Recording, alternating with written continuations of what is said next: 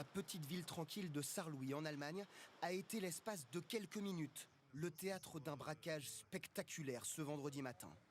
Il est environ 8 heures lorsqu'un commando d'une dizaine d'hommes lourdement armés attaque cette camionnette semi-blindée.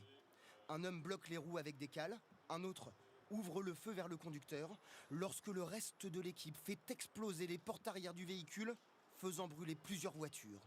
Leur butin, 2 millions d'euros selon les premiers éléments de l'enquête. En prenant la fuite, les criminels n'ont pas hésité à viser un policier arrivé sur place. Un policier a été blessé quand il a tenté d'arrêter le véhicule. Il est actuellement à l'hôpital en train d'être soigné. Et un des convoyeurs a lui aussi été blessé pendant le braquage.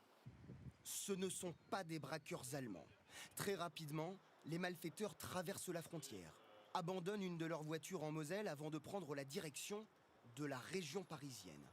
À peine quelques heures plus tard, la BRI interpelle 5 personnes en Seine-Saint-Denis et dans le Val-d'Oise. Parmi eux, 2 pointures du banditisme français, surnommés Lolo et Petit Abdel, spécialisés dans le braquage de fourgons blindés.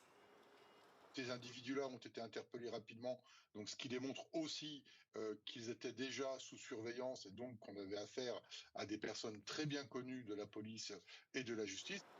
Les premières perquisitions ont permis de retrouver plusieurs armes de poing et 500 000 euros.